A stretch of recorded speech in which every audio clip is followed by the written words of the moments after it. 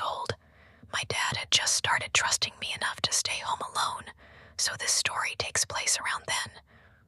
We lived in a quiet, safe little suburb called Crestfield, one of those towns where neighbors know each other. People walk their dogs at night, and the town square looks like something out of a postcard.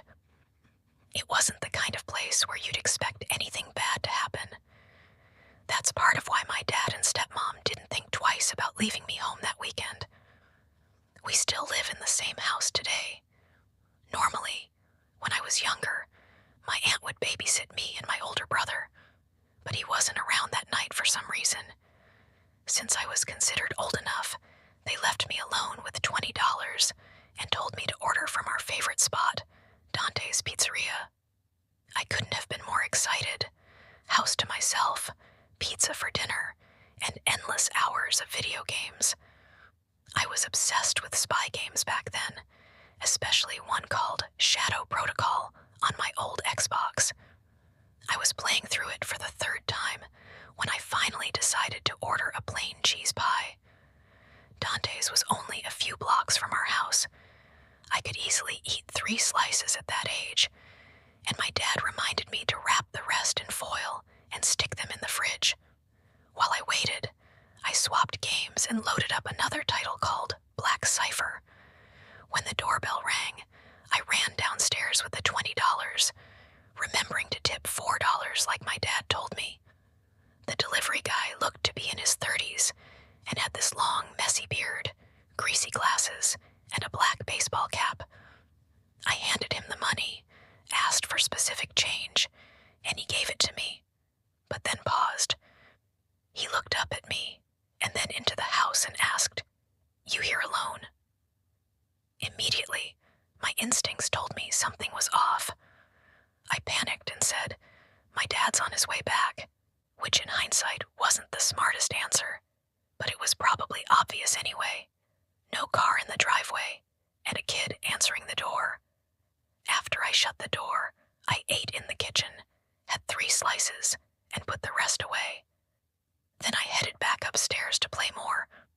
Around 11 p.m., the doorbell rang again. Thinking it was my dad and stepmom returning, I rushed downstairs and called out, "Dad, Katie." But instead, a man's unfamiliar voice answered, saying he needed help and needed to use a phone. I asked, "Who is this?" And he just repeated that he needed to use a phone. I was too scared to look through the window. I backed away and quietly went back upstairs. As I was climbing the stairs, the man suddenly banged on the door and said, "Wait, please, I need help." My heart dropped. He had seen me. There's a tall glass panel at the top of the door, and even in the porch light, I could make out the outline of his head. He was staring at me. I ran straight into my dad's room, the only room upstairs with a landline, and called his cell. I hadn't memorized Katie's number, so I hoped he'd answer. Thankfully, he did, though he sounded like he'd had a few drinks. The moment I told him someone was at the door trying to get in, his voice changed. He was instantly alert. He asked if I had said anything to the man. I told him yes. He asked if anyone knew I was home alone. I said the pizza guy had asked earlier. Just then, the doorbell rang twice more. I told my dad the guy wouldn't leave, and he told me to lock myself in the room, turn off the lights, and stay on the line. He and Katie left the restaurant and called the police from another phone. It was a warm summer night, and some windows were cracked for air. Through the window in my dad's room, I heard the side gate creak open, the one leading to the backyard. It was a quiet sound, but I heard it clearly. I whispered this to my dad. He told me to stay absolutely silent. "What if he tries the back windows?" I whispered. My dad told me to stop talking and just wait. Then I heard footsteps inside the house. I froze. Someone was downstairs. My dad told me to hide under the bed and stay there no matter what. I obeyed, trying to calm my breathing. Then I heard the stairs creak. The person was coming up. Our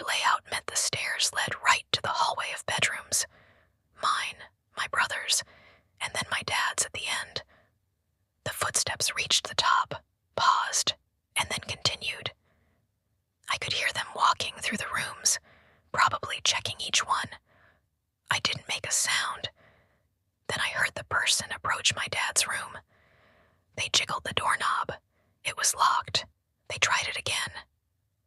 Then came a gentle knock, but the person didn't say anything.